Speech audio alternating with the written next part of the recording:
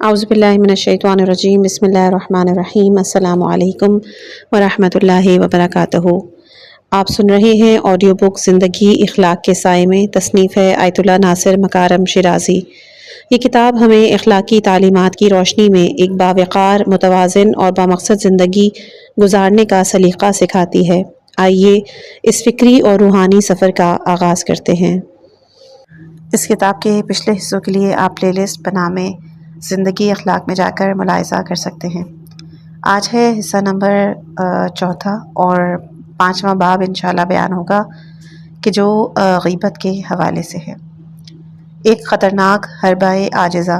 ज़बान के गुनाहों में से एक बहुत बड़ा और ख़तरनाक गुनाह के जो माशरे में बहुत ज़्यादा राइज है वो ग़ीबत है। ग़ीबत यानी किसी की मख्फ़ी कमज़ोरियों और उयूब को बयान करना कि अगर वो सुने तो उसे तकलीफ़ पहुँचे, चाहे ये उयूब और कमज़ोरियाँ दीनी हों या अखलाकी और समाजी, उसकी जिस्मों क़याफ़े से मुताल्लिक़ हों या इसकी रफ़्तार व गुफ्तार से, उसकी ज़ात से मुताल्लिक़ हों या उसके मुताल्लिक़ीन बीवी बच्चे लिबास मकान वग़ैरह से। ग़ीबत के अहम तरीन मुहर्रकात, पहला है कीना और इंतकाम। कीना और इंतकाम के वो शोले कि जो किसी की तरफ से इंसान के सीनों में भड़कते रहते हैं। इसे कम करने का सबसे आसान तरीका ग़ीबत है कि इसके ज़रिए से इसे ज़लील व रुस्वा किया जाए। दूसरा है हसद। हसद करने वाला हमेशा महसूद की नेमतों की ज़वाल पहुँचाता है। जब इसका ये मकसद हासिल नहीं होता तो ग़ीबत के ज़रिए कोशिश करता है कि इसे ज़लील व पस्त करे, इस तरह अपने हसद की गर्मी को कम करे। तीसरा, अपने उयूब की पर्दापोशी के लिए दूसरों के उयूब को ज़िक्र करके अपने ऐब को मामूली ज़ाहिर करता है।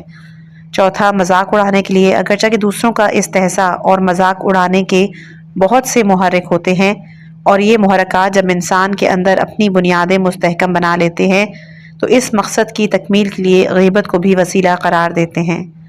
पाँचवा है तफरी कि अक्सर लोग बग़ैर इन मुहर्रकात के जिनका ज़िक्र है सिर्फ महफिल को गर्म करने के लिए और तफरी की ग़र्ज़ से दूसरों के उयूब और कमज़ोरियों को बयान करते हैं, क्योंकि लोगों की नज़र में ग़ीबत से ज़्यादा शीरी कोई गुनाह नहीं। और ये बात भी काबिल तवज्जो है कि न सिर्फ ये लोग चहल पहल और तफरी से लुत्फ़ अंदोज़ होते हैं, बल्कि दूसरों को हंसाने तफरी के लिए वारिद करने में भी उन्हें काफ़ी मज़ा आता है। छठा है हिस्से तहकीक व तजस्सुस। ये एहसास इंसान में दूसरे एहसासात से मुहकम और कवी तर पाया जाता है कि जो इस बात पर आमादा करता है कि लोगों को ग़ीबत के लिए आमादा किया जाए। बाज़ लोगों को शायद इस वजह से ग़ीबत खुश ज़ायक़ा मालूम होती है।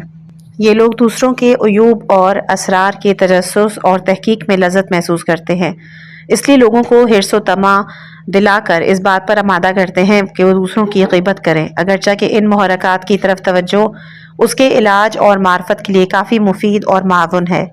और ये बात भी काबिल तवज्जो है कि बसा औक़ात अवामिल इंसान में बहुत सादा अंदाज में रुनमा नहीं होते, क्योंकि इंसान का ज़मीर ख़ुद इसकी इजाज़त नहीं देता। इसलिए ये असबाब अपनी असल शक्ल व सूरत बदल कर नही अनिल मुनकर, खैर खाही और दरसे इबरत देने के अंदाज में ज़ाहिर होते हैं और इस तरह दूसरों की ग़ीबत भी करते हैं और बख़याल ख़ुद एक मुक़द्दस काम अंजाम देते हैं। हालांकि इसका मुहर्रिक दरअसल अवामिल मज़कूरा में से कोई एक होता है। इंसान अपनी रूह और ज़मीर को धोखा देने के लिए और अज़ाब और सरज़निश से फ़रार हासिल करने के लिए उसे दूसरा जामा पहना देता है और उसके असल चेहरे पर पर्दा डाल देता है। हालांकि ग़ीबत की ये किस्म इसकी तमाम किस्मों से ज़्यादा ख़तरनाक और निजात हासिल करना भी बहुत मुश्किल होता है। अब इस गुनाह के बारे में कुरान करीम और अहादीस पैगम्बरों आइम्मा अहले बैत अलैहिमुस्सलाम के इरशादात, उनका तज्ज़िया और ग़ीबत की फ़र्दी इज्तमाई मुफासिद की तरफ क़ारीन की मुतवज्जा किया जाता है। बावजूद इसके कि लोग इसकी अहमियत के कायल नहीं, इस्लाम ने अपनी बुनियादी क़वानीन में इस ज़िंदगी बख्श और रूह परवर मसले को बहुत ज़्यादा अहमियत दी है। कुरान मजीद और रिवायात में ग़ीबत के बारे में बहुत सख्त ताबीरें ज़िक्र की गई हैं कि जिनमें से 10 मवारिद को यहाँ ज़िक्र किया जाता है ताकि इस्लाम की नज़र में इस गुनाह की अहमियत वाज़ेह हो जाए।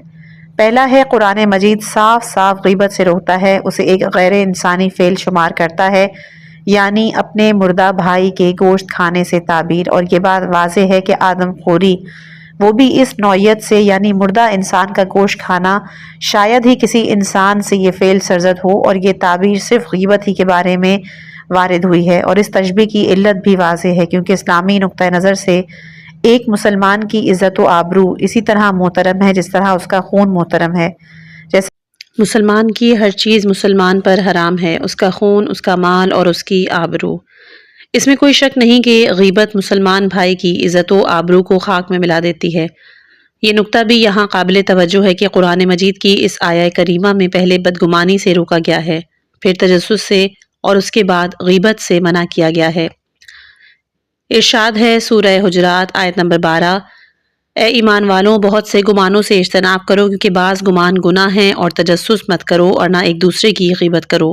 کیا تم میں کوئی اس بات کو پسند کرتا ہے کہ اپنے مردہ بھائی کا گوشت کھائے؟ یقیناً اسے نفرت کرتے ہو اور خدا سے ڈرو، خداوند عالم توبہ قبول کرنے والا ہے اور مہربان ہے۔ شاید اس ترتیب کی وجہ یہ ہے کہ انسان سب سے پہلے بدگمانی میں مبتلا ہوتا ہے، یہی بدگمانی اسے تجسس پر آمادہ کرتی ہے۔ تجسس کے بعد جب لوگوں کے پوشیدہ عیوب سے باہر ہو جاتا ہے تو انہیں بیان کر کے غیبت کا مرتکب ہوتا ہے، لہٰذا بدگمانی، تجسس غیبت کا مقدمہ اور سرچشمہ ہے۔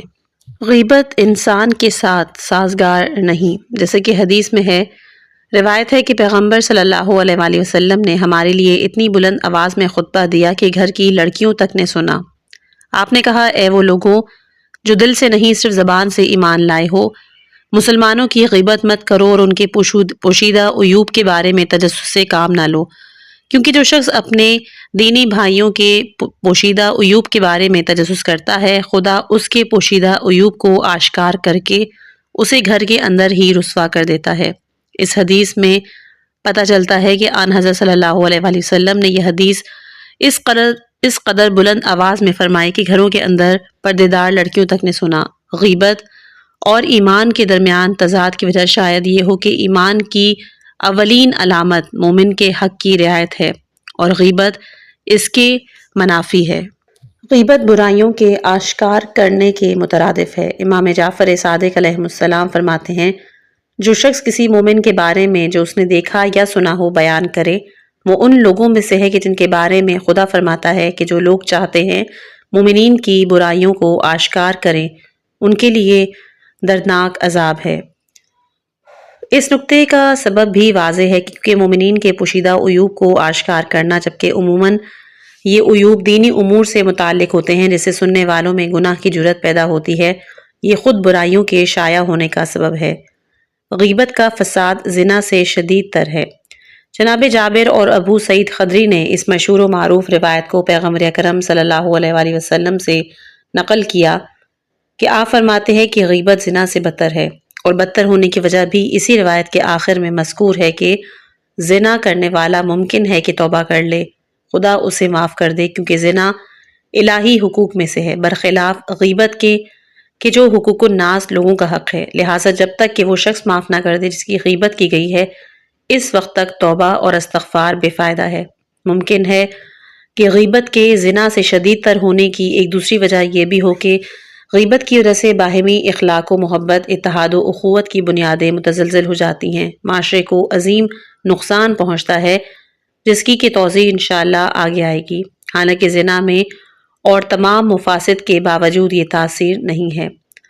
غیبت عبادات کی قبولیت میں مانع ہے۔ معاذ سے روایت ہے کہ کبھی کبھی بندوں کے نیک اعمال آفتاب کی شعاؤں کی طرح چمکتے ہوئے آسمان کی طرح بڑھتے ہیں، لیکن انہیں پلٹا دیا جاتا ہے، اس شخص کے منہ پہ مار دیا جاتا ہے۔ ایک فرشتہ اس وقت کہتا ہے، مجھے خدا نے حکم دیا ہے کہ کسی غیبت کرنے والے کے نیک عمل کو اپنے پروردگار تک نہ جانے دوں۔ اس کی وجہ ممکن ہے کہ یہ ہو، جیسا کہ متعدد روایات سے بھی معلوم ہوتا ہے کہ ایک عام حکم ہے کہ ان لوگوں کے اعمال خدا کے نزدیک قابل قبول نہیں کہ جن کی گردن پر دوسروں کے حقوق اور غیبت کے بارے میں ذکر ہے کہ مومن کے حق تلفی اور اس کی ضرورت کا ضائع کرنا ہے۔ غیبت اسلامی اخوت کے خلاف ہے۔ پیغمبر اکرم صلی اللہ علیہ وآلہ وسلم کا ارشاد ہے، آپس میں بغض و حسد سے کام نہ لو، ایک دوسرے کی غیبت نہ کرو، اے خدا کے بندوں آپس میں بھائی بھائی بن کے رہو۔ روایت کے آخری جملے سے پتہ چلتا ہے کہ حسد، عداوت، غیبت کے مقابلے میں خدا کی بندگی اور اسلامی اخوت ہے، اور یہ بات واضح ہے کہ اخوت کی سب سے پہلی علامت اخلاص و محبت ہے جو غیبت کے ساتھ باقی نہیں رہ سکتی۔ روایات میں اور وہ عیوب کا ذکر شاید اس وجہ سے ہے کہ یہ دونوں غیبت کے اسباب میں ہیں، کیونکہ حسد عموماً عداوت کا سبب بنتا ہے اور عداوت انسان کو غیبت کرنے پر آمادہ کرتی ہے۔ غیبت نیکیوں کو کھا جاتی ہے۔ بہت سی روایتیں اس سلسلے میں بھی وارد ہیں۔ مجملہ امام جعفر صادق علیہ السلام سے روایت ہے، غیبت ہر مسلمان پر حرام ہے اور غیبت نیکیوں کو اس طرح کھا جاتی ہے جس طرح آگ لکڑی کو۔ ایک اور روایت میں پیغمبر اکرم صلی اللہ علیہ وآلہ وسلم ارشاد فرماتے ہیں، جس کی گردن پر کسی دینی بھائی کا حق ہو، چاہے مال کی صورت میں یا عزت سے متعلق، اسے چاہیے کہ وہ اس کو راضی کر لے قبل اس کے کہ وہ آ جائے روز محشر کے جس دن نہ دینار ہوگا نہ درہم۔ اس دن اس شخص کی نیکیوں کو اس حق کے عوض میں صاحب حق کی طرف منتقل کر دیا جائے گا، اور اگر اچھائیاں اس کے نامہ اعمال میں ہیں ہی نہیں تو صاحب حق کے گناہ کم کر کے اس شخص کی طرف منتقل کر دیے جائیں گے۔ ممکن ہے اس حدیث کا مفہوم رغبت نیکیوں کو اس حدیث کا مفہوم کہ غیبت نیکیوں کو کھا جاتی ہے یہی ہو کہ کیونکہ غیبت انسان کے عظیم ترین سرمایہ معنوی یعنی اس کی عزت سماجی وقار کو تو خاک میں ملا دیتی ہے۔ اس حق کا جبران چونکہ مادی اعتبار سے ناممکن ہے، اس لیے خداوند عالم محشر اسے معنوی سرمایہ دے کر یعنی اس کی نیکیاں بڑھا کر یا گناہوں کو کم کر کے اس کمی کو پورا کرتا ہے۔ اس روایت سے اس بات کی مکمل تائید ہوتی ہے کہ غیبت بندوں کے حقوق میں سے ہے۔ غیبت عبادتوں کی منزل کو گھٹا دیتی ہے۔ بعض روایتوں سے معلوم ہوتا ہے کہ غیبت وضو اور روزے کو باطل کر دیتی ہے۔ رسول خدا صلی اللہ علیہ وآلہ وسلم فرماتے ہیں، مسجد میں نماز کے انتظار میں بیٹھنا عبادت ہے جب تک کوئی حدث صادر نہ ہو۔ سوال کیا گیا، یا حضرت حدث کیا ہے؟ فرمایا غیبت۔ دوسری حدیث میں ارشاد ہوتا ہے کہ جو کسی مسلمان کی غیبت کرتا ہے اس کا وضو اور روزہ باطل ہو جاتا ہے۔ اس میں شاید یہ راز ہو کہ عبادت انسان میں ایک حالت تقرب اور معنویت پیدا کرتی ہے، اور جب انسان وضو یا روزے کی حالت میں اپنی زبان کو غیبت جیسے گناہ سے آلودہ کر لیتا ہے تو وہ معنویت اور نورانیت کم ہو جاتی ہے اور انسان قرب پروردگار کی منزل سے دور ہو جاتا ہے۔ ممکن ہے کہ روایت میں ناقص سے اس امر کی طرف اشارہ ہو۔ غیبت انسان کو خدا سے علیحدہ اور شیطان سے قریب کرتی ہے۔ عمر بن مفضل نے امام جعفر صادق علیہ السلام سے روایت کی ہے کہ جو شخص کسی مومن کے بارے میں کوئی بات اس مقصد سے کہے کہ لوگوں کی نظر میں اسے ذلیل و رسوا کرے، خداوند عالم اسے اپنی سرپرستی سے نکال کر شیطان کی سرپرستی میں دے دیتا ہے اور شیطان بھی اسے قبول نہیں کرتا۔ اگرچہ یہ روایت صرف غیبت سے مختص نہیں لیکن غیبت کو بھی شامل ہے، کیونکہ عام طور سے غیبت میں مقابل کو ذلیل و رسوا کرنے کا قصد کسی نہ کسی عنوان سے ضرور مضمر ہوتا ہے، بلکہ غیبت کے خواص میں سے ہے کہ جو معمولاً غیبت سے جدا نہیں ہوتا۔ اب آئیں آیات قرآنی کی روشنی میں دلائل کے معنی ولایت کے معنی تلاش کیے جائیں کہ کن معنوں میں یہ لفظ استعمال ہوا ہے۔ خداوند عالم مومنین کی ہدایت و رہبری کا ذمہ دار ہے، انہیں تاریکی و گمراہی سے نکال کر ہدایت کی روشنی کی طرف رہنمائی کرتا ہے۔ غیبت کرنے والوں کی رہنمائی سے ہاتھ کھینچ لیتا ہے، کیونکہ ولی قرآن مجید میں رہبر، رہنما اور یاد و مددگار کے معنی میں استعمال ہوا ہے۔ ارشاد باری تعالیٰ ہے سورہ شعراء آیت نمبر 46، خدا کے علاوہ ان کا کوئی یار و مددگار نہیں ہے۔ ذلت سے نجات دلانے والے کے معنی میں بھی یہ استعمال ہوا ہے، جیسے کہ سورہ اسراء آیت نمبر 11، نہ اس کی مملکت میں کوئی اس کا شریک، نہ ذلت سے نجات دلانے۔ ولی گناہ بخشنے والے کے معنی میں بھی استعمال ہوا ہے، سورہ اعراف آیت نمبر 155، تو ہمارا بخشنے والا ہے اور ہمیں بخش دے اور ہم پر رحم فرما کہ تو بہترین بخشنے والا ہے۔ اس بیان کے بعد یہ بات روشن ہو گئی کہ غیبت کرنے والے خدا کی ولایت سے خارج اور شیطان کی ولایت میں شامل ہونے کے بعد ان تمام فیوز اور برکات سے محروم ہو جاتے ہیں کہ جن سے جملہ فلا یقبلہ الشیطان سے یہ مراد ہے کہ شیطان کے اختیار سے باہر ہے کہ وہ ان کی سرپرستی اور رہنمائی کر سکے، لہٰذا وہ بھی انہیں کے حال پہ چھوڑ دیتا ہے۔ غیبت کے بعض اثرات توبہ کے بعد بھی باقی رہتے ہیں۔ رہبران اسلام علیہ السلام سے روایت ہے کہ خداوند عالم نے حضرت موسیٰ بن عمران علیہ السلام پر وحی نازل فرمائی کہ غیبت کرنے والا اگر توبہ کر لے تو سب سے آخر میں جنت میں داخل کیا جائے گا، اور اگر توبہ نہ کرے تو سب سے پہلے اسے دوزخ میں ڈالا جائے گا۔ ممکن ہے کہ حدیث میں اس نقطے کی جانب اشارہ ہو کہ غیبت حق اللہ بھی ہے اور حق الناس بھی۔ اس کا حق الناس ہونا لوگوں کی دوسرے تمام حقوق سے اہم ہے، کیونکہ غیبت انسان کے سرمایہ آبرو کو برباد کرنے والی ہے۔ یہ ایسا سرمایہ معنوی ہے جس کا تدارک برخلاف مادی سرمایوں کے امکان سے باہر ہے۔ یہی وجہ ہے کہ غیبت کرنے والے کو سب سے آخر میں نجات ملے گی۔ اسی وجہ سے بعض روایات میں ہے کہ مسلمانوں کی اہانت کرنا سب سے بڑی سود خوری ہے، جیسا کہ انس نے پیغمبر اکرم صلی اللہ علیہ وآلہ وسلم سے روایت کی ہے کہ آپ فرماتے ہیں اہم ترین سود مسلمانوں کی آبرو ریزی کرنا ہے۔ غیبت کے انفرادی اور اجتماعی مفاسد۔ غیبت کے سماجی مفاسد بہت اہم اور خطرناک ہیں۔ اگر غیبت معاشرے میں رائج ہو جائے، اس کی وجہ سے سب سے بڑا اجتماعی سرمایہ یعنی اتحاد و اخوت، اخلاص و محبت کا وجود باقی نہیں رہتا، اور باہمی اعتماد و اعتبار اور حسن ظن کے جو سماجی زندگی کی روح رواں ہے اس کی بنیادی متزلزل ہو جاتی ہیں، کیونکہ غیبت کا رواج اس بات کا سبب بنتا ہے کہ لوگ ایک دوسرے سے پوشیدہ برائیوں اور کمزوریوں سے باخبر ہوتے ہیں، جبکہ عام طور سے سبھی انسان کسی نہ کسی کمی کا شکار ہوتے ہیں۔ ان برائیوں کا علم ہونے کے بعد معاشرے کے اندر ایک بدگمانی کا ماحول سایہ فگن ہو جاتا ہے۔ اس کی وجہ سے سب ایک دوسرے سے بدظن ہو کر باہمی تعاون اور ہم کاری کو ہاتھ سے کھو بیٹھتے ہیں، جس کے نتیجے میں اجتماعی زندگیوں کے تمام فیوز و برکات سے محروم ہو جاتے ہیں۔ ان حالات سے دوچار ہو کر پستی اور تنزلی کا شکار ہو جاتے ہیں۔ روایت میں ہے کہ آپس میں خدمت کرو اور نہ دشمنی رکھو، اور نہ ایک دوسرے کی غیبت کرو، بلکہ اے خدا کے بندو بھائی بھائی بن کے رہو، جس کا ذکر پہلے گزر چکا ہے۔ اس امر کی طرف اشارہ۔ دوسرا ہے کہ غیبت اکثر و بیشتر لوگوں کے درمیان کینہ، عداوت اور فتنہ و فساد کی آگ کو بھڑکا دیتی ہے، کیونکہ پوشیدہ عیوب کا تعلق زیادہ تر دوسروں کے حقوق سے ہوتا ہے۔ ہوا دینے والوں کو لڑانے کے لیے ایک ثبوت فراہم ہو جاتا ہے، جس کی وجہ سے عداوت شدید اور خطرناک موڑ اختیار کرتی ہے۔ تیسرا، غیبت لوگوں کی عزت و احترام کو بھی خاک میں ملاتی ہے۔ عزت و احترام کم ہو جانے کی وجہ سے انسان کی نظر میں گناہوں کی پھر اہمیت اور اس سے وحشت کم ہوتی ہے، کیونکہ بہت سے لوگ اپنی عزت و وقار کو باقی رکھنے کے لیے گناہوں سے کنارہ کشی اختیار کرتے ہیں، اور اگر انجام بھی دیتے تو مخفی طور پر، لیکن جب غیبت ان کی برائیوں کو آشکار کر دیتی ہے تو پھر وہ بے پرواہ ہو کر اس گناہ میں ملوث ہو جاتے ہیں۔ اس طرح غیبت معاشرے میں برائیوں اور فساد کی اضافہ کا سبب بنتی ہے۔ چوتھا، غیبت سماج کے اقتصادیات پر بھی کافی اثر انداز ہوتی ہے، کیونکہ اقتصادی مسائل کا دار و مدار باہمی اعتماد و اعتبار پر ہے، اور یہ باہمی اعتبار و اعتماد دوسرے مالی سرمایوں سے کہیں زیادہ سماجی اقتصاد اور معاشی ترقی کے لیے مؤثر ہے۔ بغیر اس کے معاشرہ اقتصادی اعتبار سے بجائے ترقی کے تنزلی اور پستی کی طرف بڑھنے لگتا ہے۔ یہ تھے غیبت کے اجتماعی مفاسد۔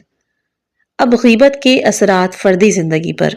غیبت انفرادی حیثیت سے دوسروں کے حقوق پر کھلا ہوا ظلم اور تجاوز ہے۔ وہ تمام اخلاقی اور انسانی نقائص کے جو ایک ظالم میں ظلم کی وجہ سے پیدا ہوتے ہیں، غیبت کرنے والے کے لیے بھی ہیں۔ اس کے علاوہ چونکہ غیبت کا سرچشمہ بعض اخلاقی صفات رذیلہ ہیں، اس لیے غیبت کی تکرار انسان میں ان صفات رذیلہ کی تقویت کا سبب بنتی ہے۔ اس طرح غیبت انسان کو انسانیت سے گرانے کے ساتھ ساتھ اجتماعی زندگی کی بنیادوں کو ہلا دیتی ہے، جیسا کہ گزشتہ آیات اور روایات میں ان حقائق پر اچھی طرح روشنی ڈالی گئی ہے۔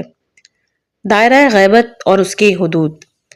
سب سے پہلے ہیں غیبت کی قسمیں۔ ابتداً ایسا معلوم ہوتا ہے کہ غیبت زبان سے دوسروں کے پوشیدہ عیوب کے اظہار کا نام ہے، لیکن اس کے اصل مفہوم کو ذہن نشین کرنے کے بعد یہ بات واضح ہو جاتی ہے کہ غیبت علم اخلاق کے اعتبار سے ایک عام اور وسیع مفہوم کی حامل ہے، یعنی ہر وہ طریقہ جس سے کسی کے پوشیدہ عیوب کا اظہار ہو، چاہے زبان کے ذریعے یا قلم کے ذریعے یا قلم سے یا اشارہ اور نقل سے، اسے غیبت شمار کیا جائے گا۔ جیسے کہ پیغمبر اکرم صلی اللہ علیہ وآلہ وسلم سے روایت ہے کہ ایک عورت پست قد آن حضرت صلی اللہ علیہ وآلہ وسلم کی خدمت میں حاضر ہوئی۔ جب اٹھ کے جانے لگی تو عائشہ نے اس کے قد کی طرف اشارہ کیا تو رسول نے کہا کہ تم نے اس عورت کی غیبت کی ہے۔ دوسری حدیث میں ہے کہ جناب عائشہ نے ایک عورت کی نقل کرنا شروع کی تو حضور صلی اللہ علیہ وآلہ وسلم نے اس کو منع کیا۔ اس سے بات واضح ہو جاتی ہے کہ دوسروں کے افکار و نظریات پر تنقید اور تبصرہ بھی اس انداز میں نہیں ہونا چاہیے کہ یہ غیبت کا مصداق بنے۔ حالانکہ لوگ زیادہ تر دوسروں کی عبارت پر اس انداز میں تنقید اور اعتراض کرتے ہیں کہ واضح طور پر اس میں غیبت، مذمت، تحقیر و توہین یا استہزاء کا پہلو پایا جاتا ہے۔ جیسے یہ کہا جاتا ہے کہ فلاں مطلب بالکل باطل ہے یا مضحکہ انگیز ہے، اس سے بچنا، یا یہ مطلب بالکل غیر عاقلانہ ہے۔ اگر اس نظریے کا مالک نامعلوم نہیں ہے اور ایسا شخص نہیں کہ جس کی غیبت اور تحقیر جائز ہے، تو یہ ساری عبارتیں غیبت کا ہی مصداق پائیں گی اور اس طرح کی تنقید حرام اور ناجائز ہے۔ اسی طرح کبھی کوئی شخص کنائے میں کوئی بات کہتا ہے، لیکن بعض قرائن ایسے ہوتے ہیں جسے معلوم ہو جاتا ہے کہ اس کی مراد کون شخص ہے، یہ بھی غیبت ہے۔ جسے یوں کہا جائے کہ آج میں ایک شخص کے درس میں تھا، وہ یوں کہہ رہا تھا، جبکہ سننے والے کو معلوم ہے کہ وہ کس کے درس میں گیا تھا۔ دوسرا، غیبت دوسرے گناہوں کے ساتھ۔ کبھی کبھی یہ بدترین گناہ دوسرے بعض گناہوں کے ساتھ مخلوق ہو کر ایک نئی شکل میں رونما ہوتا ہے، بلکہ کبھی کبھی مقدس اور مذہبی شکل و صورت میں ظاہر ہوتا ہے۔ جیسے بعض لوگ غیبت سے پرہیز کرنے کے انداز میں کہتے ہیں کہ توضیح دوں کہ کہیں غیبت نہ ہو جائے، یا اس سے بڑھ کر کہتے ہیں کہ افسوس کہ شرع نے ہماری زبان سیدھی ہے یا شرع اجازت نہیں دیتی، ورنہ بہت کچھ کہتا۔ یہ بھی غیبت کا ہی ایک انداز ہے کہ کنایتاً انسان غیبت کا مرتکب بھی ہوتا ہے اور موضوع کو مبہم رکھ کر مقابل کی شخصیت کو مزید متہم بنا دیتا ہے، اور اس طرح موضوع کو واقعیت سے کہیں زیادہ اہمیت کا حامل بنا دیتا ہے۔ ایسے لوگ ایک ہی وقت میں دو خطرناک گناہوں کے مرتکب ہوتے ہیں، ایک غیبت اور دوسرا ریاکاری۔ ایسے بعض لوگ ہمدردی اور دلسوزی کے انداز میں اس گناہ کے مرتکب ہوتے ہیں، کہتے ہیں خدا اسے بخشے، اس میں غیبت کے ساتھ ریاکاری بھی شامل ہے۔ اس طرح غیبت کے ساتھ کبھی کبھی خود ستائی شامل ہوتی ہے، جیسے لوگ کہتے ہیں الحمدللہ کہ میں فلاں کی طرح شراب کا مرتکب نہیں۔ واقعی اگر خدا انسان کو محفوظ نہ رکھے تو محفوظ رہنا مشکل ہے۔ اس طرح انسان غیبت کے ساتھ ریاکاری اور خود ستائی جیسے گناہوں کا بھی مرتکب ہوتا ہے۔ یہ کہہ کر بھی لوگ غیبت کو جائز بنانے کی کوشش کرتے ہیں کہ میں ان برائیوں کا ذکر اس شخص کے سامنے بھی کر سکتا ہوں یا کر چکا ہوں۔ اس طرح یہ بے بنیاد استدلال پیش کر کے غیبت کی حرمت کو اور شدید تر بنا دیتے ہیں۔ تیسرا ہے غیبت لوگوں کے حقوق میں سے ہے۔ غیبت کی جو تفسیر ابتدا بحث میں ہے، اس کے اعتبار سے غیبت کا حق الناس ہونا بالکل واضح ہے، کیونکہ اولاً غیبت کے ذریعے انسان کی شخصیت اور اس کے احترام و عزت میں کمی واقع ہوتی ہے، اور یہ بات مسلم ہے کہ ان چیزوں کی اہمیت شرعاً اور عقلاً مال سے کم نہیں۔ دوسرا، غیبت کو قرآن کریم نے مومن بھائی کے گوشت کھانے سے تشبیہ دی ہے۔ اس سے یہ بھی بات روشن ہوتی ہے کہ غیبت مصداق ظلم ہے جس سے حق ثابت ہوتا ہے۔ تیسرا، بہت سی روایات میں اس مطلب کی طرف اشارہ ہے، جیسے وہ روایات کی جس میں غیبت کی وجہ سے غیبت کرنے والوں کی نیکیاں اس شخص کے نامہ اعمال میں منتقل ہو جاتی ہیں کہ جس کی اس نے غیبت کی۔ اس طرح وہ روایت کی غیبت کرنے والا اس وقت تک نہیں بخشا جائے گا کہ جب تک وہ شخص نہ معاف کر دے جس کی غیبت کی ہے۔ اس طرح نبی صلی اللہ علیہ وآلہ وسلم کی روایت کہ غیبت کا کفارہ یہ ہے کہ جس کی غیبت کی ہے اس کے لیے استغفار کرے، وہ روایت کہ جو ترک غیبت کو مومن کے حقوق میں شمار کرتی ہے۔ غیبت ظلم کا بہت ہی واضح مصداق ہے جو بغیر طرف کی رضایت کے قابل معافی نہیں۔ اس سے نتیجہ نکلتا ہے کہ غیبت کا کفارہ صرف توبہ اور استغفار نہیں، ہاں اگر کوئی راستہ رضایت کا ممکن ہی نہ ہو، غیبت سے عملی طور پر اس شخص کی عزت و حیثیت پر کوئی حرف نہ آیا ہو، ممکن ہے کہ صرف استغفار کافی ہو۔ غیبت کے مستثنی موارد۔ فقہا اور علماء اخلاق اس مسئلے میں متفق ہیں کہ بعض مقامات پر غیبت جائز ہو جاتی ہے، لیکن اس بات میں اختلاف ہے کہ وہ موارد کون سے ہیں۔ یہ اختلافات کہیں کہیں صرف مثالوں اور مصادیق میں ہیں اور کہیں واقعی اور معنوی اعتبار سے، لیکن جو دلیلوں اور مدارک سے ثابت ہیں وہ صرف دو امور ہیں جہاں غیبت جائز ہے۔ پہلا، وہ موارد جہاں غیبت کے مسالے اس کے مفسدے سے اہم اور قوی ہوں اور اس کے مصادیق بہت ہیں کہ جن میں سے بعض کی طرف اشارہ کیا جاتا ہے۔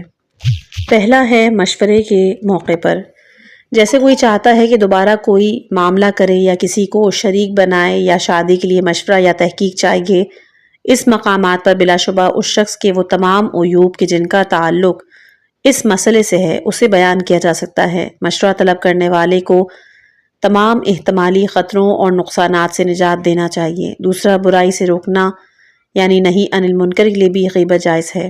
تیسرا، کسی بدعتی شخص کی بدعت کو رفع کرنے کے لیے، چوتھا کسی مسلمان کو خطرہ یا نقصان سے آگاہ کرنے کے لیے اگرچہ اس نے مشورہ بھی نہ طلب کیا ہو، پانچواں طلب حق و انصاف اور دفع ظلم کے لیے، اور بالعموم ان تمام مقامات پر کہ جہاں مخفی عیوب کے اظہار میں شرعاً مفسدے سے زیادہ مصلحت ہو، ایسے مقامات پر مصلحت کی اہمیت کی بنا پر غیبت جائز ہوتی ہے۔ ان موارد کے مستثنی ہونے کی دلیل واضح ہے کیونکہ یہاں پر عقلی دلیل قاعدہ اہم اور مبہم بالکل واضح ہے۔ اس کے علاوہ آیات روایات میں بھی ان بعض موارد کے لیے اشارے موجود ہیں، جیسے طلب حق و انصاف، دفع ظلم اور کسی بدعت کو دفع کرنے کے لیے۔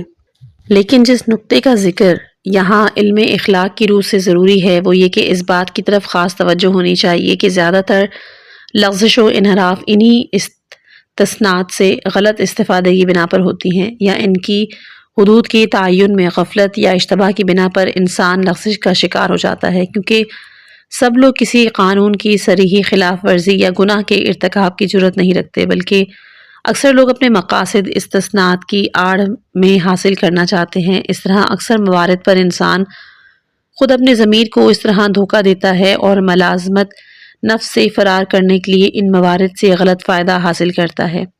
یہ ضمیر نا آگاہ ضمیر آگاہ کے درمیان ٹکراؤ کے موارد میں ایک دوسرے مورد ہے کہ جہاں ضمیر نا آگاہ ضمیر آگاہ پر کامیابی حاصل کر لیتا ہے۔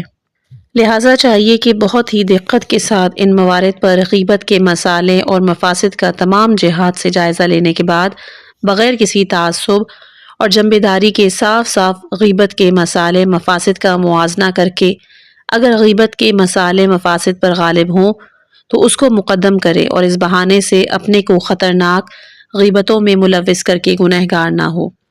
دوسرا وہ موارد کہ جہاں بغیر کسی خاص مصلحت کے بھی غیبت جائز ہے، یہ مواد ان لوگوں سے مخصوص ہے کہ جو علل اعلان فسق انجام دے رہے ہیں، کیونکہ مسئلہ طلب انصاف و رفع ظلم کو اگرچہ کہ اس قسم میں شمار کیا گیا ہے، حالانکہ یہ مورد اہم اور مہم کا مصداق ہے، کیونکہ شرعاً ظلم سے حق دلانہ مظلوم کی حمایت میں جو مصلحت ہے وہ غیبت کے مفسدے سے اہم ہے۔ اس موضوع کے مستثنی ہونے کی دلیل عقل کے علاوہ متعدد روایات میں بھی ہے کہ جو فریقین سے بھی منقول ہے، جیسے کہ ہے کہ تین طرح کے لوگوں کے لیے احترام نہیں: شخص بدعت گزار، ظالم حکمران، اعلانیہ فسق انجام دینے والا۔ بعض دوسری روایتوں میں اس موضوع کو یوں بیان کیا کہ تین طرح کے لوگوں کی غیبت حرام نہیں: شخص بدعت گزار، اعلانیہ معصیت کرنے والا اور ظالم حکمران۔ یہ روایت بھی آن حضرت صلی اللہ علیہ وآلہ وسلم سے مروی ہے کہ فاسق کے لیے غیبت نہیں ہے، یعنی کہ حرام نہیں ہے، اور یہ بھی روایت ہے کہ جو شخص حیا کے پردے کو چاک کر دے اس کے لیے غیبت نہیں، یعنی حرام نہیں۔ وہ بہت سی روایت کی جو وسائل الشیعہ میں عدالت کے بارے میں مذکور ہیں، ان میں امام جعفر صادق علیہ السلام سے مروی ہے کہ جو شخص معاملات میں لوگوں کے ساتھ ظلم نہ کرے اور لوگوں سے جھوٹ نہ بھولے، وعدہ خلافی نہ کرے، وہ ان لوگوں میں سے ہے کہ جس کی غیبت حرام ہے، اور شخص کامل اس کی عدالت واضح اور آشکار ہے، اس کے ساتھ برادری کا برتاؤ واجب ہے۔ یہاں چند موضوعات کی وضاحت کرنی ضروری ہے۔ پہلا کہ یہاں فاسق کا استثناء تخصصاً اور اس موضوع سے خارج ہونے کے اعتبار سے ہے، یعنی جو شخص اعلانیہ گناہ انجام دیتا ہے اگر اس کی غیبت کی جائے تو وہ رنجیدہ نہیں ہوتا، موضوع اس کے لیے مخفی نہیں ہوتا، اس کا ذکر غیبت قرار پائے، یا یہ کہ غیبت تو ہے لیکن اس مورد کو مستثنیٰ کر دیا گیا ہے۔ دوسرا، فاسق کی غیبت مخصوص ہے انہی گناہوں سے کہ جن کو وہ علل اعلان انجام دیتا ہے یا تمام موارد میں جائز ہے۔ اگلا کہ اگر کوئی شخص ایک مقام پر اعلانیہ فاسق ہے لیکن دوسری جگہ اس کا فسق مخفی ہے تو اس کی غیبت دوسری جگہ بھی جائز ہے۔ اگلا کہ اعلانیہ فاسق کی غیبت کے جواز کے لیے امر بالمعروف نہی عن المنکر کے شرائط کا پایا جانا ضروری ہے یا نہیں۔ ان تمام سوالات کا جواب اصل نقطۂ جواز کی طرف توجہ سے حاصل ہو جاتا ہے۔ جو بات احادیث بالا سے ثابت ہوتی ہے وہ یہ کہ وہ شخص جو اعلاناً فاسق ہے اس کا احترام نہیں ہے، وہی احترام جس کی بنا پر اس کی غیبت حرام ہے۔ دوسرے لفظوں میں یہ لوگ اور ظالم اور بدعتی افراد معاشرے میں محترم نہیں ہیں اور ان کی توہین اور بے احترامی حرام نہیں، لہٰذا ان لوگوں کی غیبت سے بچنا، ان کی آبرو کا تحفظ ضروری نہیں۔ اگر ہم احادیث مذکورہ سے استفادہ کر لیں، جیسا کہ روایات میں لا غیبت لا ولا حرمت لا کی تعبیر سے بھی یہی ثابت ہوتا ہے، سوالات بالا کا جواب خود بخود واضح ہو جاتا ہے اور مزید توضیح کی ضرورت باقی نہیں رہتی، کیونکہ اصولی طور پر ایسے افراد کے لیے غیبت کی عقلی اور نقلی دلیلیں شامل نہیں ہیں۔